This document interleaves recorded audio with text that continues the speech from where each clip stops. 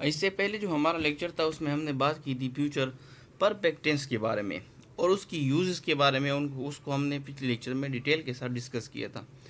आज का जो हमारा लेक्चर है इसमें हम बात करेंगे फ्यूचर परफेक्ट कंटिन्यू टेंस के बारे में।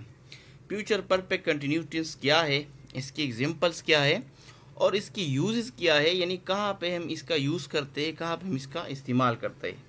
Future perfect continue tense, the future perfect continue tense also known as the future perfect progressive tense, इसको फ्यूचर परफेक्ट प्रोग्रेसिव टेंस भी कहा जाता है, is used to describe action that will be ongoing and in progress up to a certain point in the future। ये उन action की description के लिए, उसको डिस्क्राइब करने के लिए इस्तेमाल होते हैं जो कि प्रोग्रेस में हो, फ्यूचर में किसी पॉइंट तक, यानी किसी पॉइंट तक, किसी हद तक वो क्या हो, प्रोग्रेस में हो, उस प्रोग्रेस में हो और कंटिन्यू हो। तो इस तरह एक्शन को डिस्क्राइब करने के लिए हम क्या करते हैं, फ्यूचर परफेक्ट कंटिन्यू टेंस का यूज़ करते हैं। This tense emphasizes the continuous nature of an action leading up to a specified future time to form the future perfect continue tense.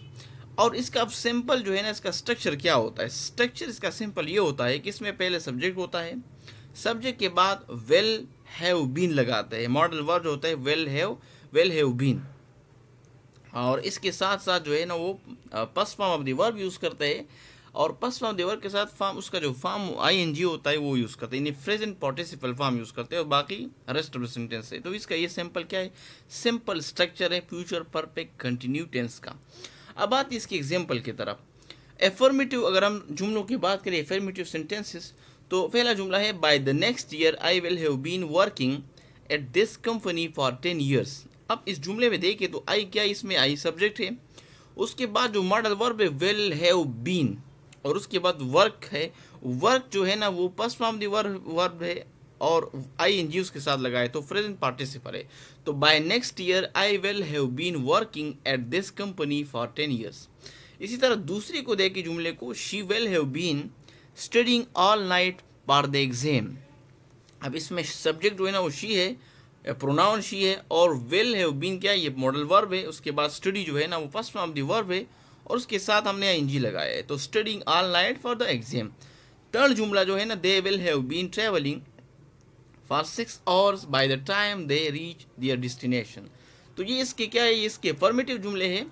Negative जुमले कैसे बनाते हैं फ्यूचर परफेक्ट कंटिन्यूस टेंस का, simple ये कि वेल के बाद क्या लगाएंगे, नॉट लगाएंगे, और उसके बाद हैव बीन अपनी जगह पे होगा, यानी वेल और हैव बीन के बीच में क्या लगाएंगे, वो नॉट लगाएंगे। तो इसका पहला जुमला क्या है, I will not have been waiting for too long when you arrive.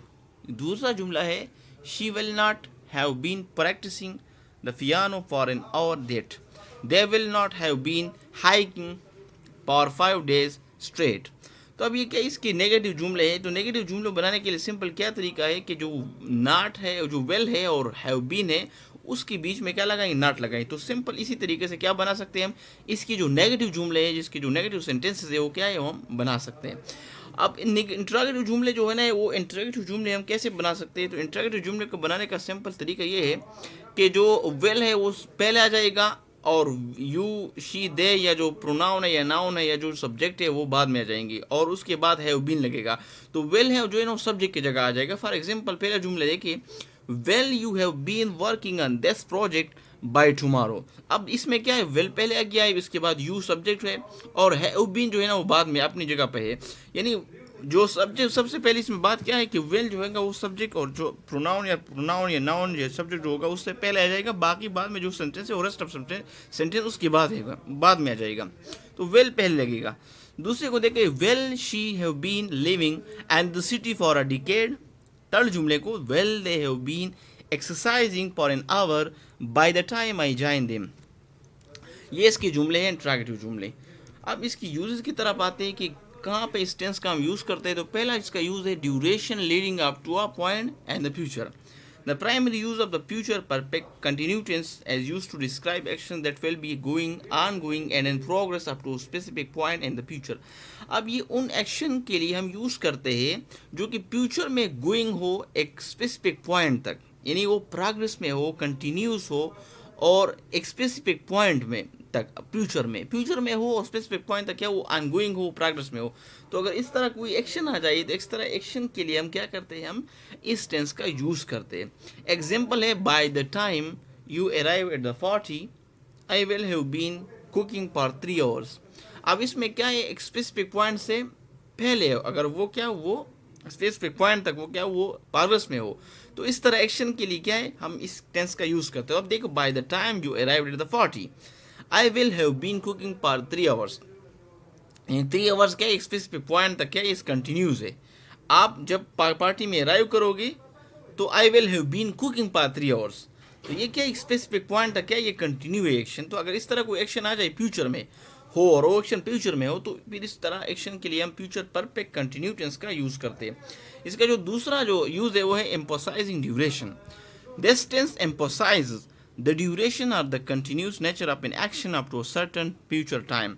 ये क्या करता है, ये एक्शन जोर देता है, एम्फोसाइज करता है उस कंटिन्यूस जो नेचर है उस एक्शन का, जो कंटिन्यूस है एक खास लिमिट तक, एक खास पॉइंट तक क्या करता है, उसको एम्फोसाइज करता है, उसकी ड्यूरेशन को, जो ऑनगोइंग एक्शंस है उस पे जोर देता है, उसकी ड्यूरेशन पे।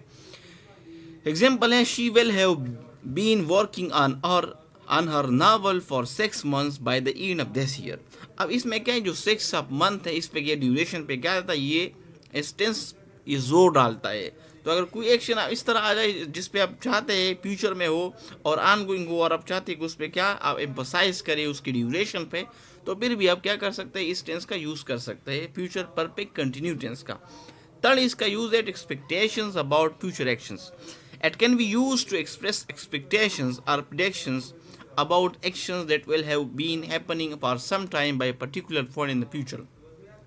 यानी आप एक्सपेक्ट करते हैं इस तरह एक्शन आ जाए जो फ्यूचर में है और फ्यूचर में हो रहा है लेकिन हुआ नहीं है, अभी हैपनिंग उसकी हो रही है, नहीं हो सकता है हो जाए, लेकिन आप उसके बारे में अगर किसी चीज़ के बारे में एक्सपेक्ट कर रहे हैं, प्रिडिक्ट कर रहे हैं, उसके बारे में प्रिडिक्शन दे रहे हैं, तो इस तरह प्रिडिक्शन एक्सपेक्टेशन के लिए अगर आप देना चाहते हैं तो उसके लिए भी क्या कर सकते हैं, आप फ्यूचर परफेक्ट कंटिन्यू टेंस का यूज़ कर सकते हैं। For example, I expect that they will have been practicing their presentation for hours by the time they deliver at। अब ये प्रेजेंटेशन के बारे में क्या दे रहा है कि हो सकता है वो अपने प्रैक्टिस के लिए इतना और ये प्रेजेंटेशन तैयार करे, हो मुझे यह एक्सपेक्ट कर रहा हूँ मैं फ्यूचर के बारे में कि वो इस तरह करेगी। तो अब इस तरह एक्शन आ जाए जिसके बारे में वो फ्यूचर में होने जा रहा हो लेकिन अभी हुआ नहीं है, और आप अपने प्रेडिक्शन या उसके बारे में एक्सपेक्टेशन जाहिर करना चाहते हैं, तो उसके लिए भी क्या कर सकते हैं, आप जो फ्यूचर परफेक्ट कंटिन्यू टेंस है इसका यूज़ कर सकते हैं, यानी इसको हम यूज़ कर सकते हैं, इस्तेमाल कर सकते हैं।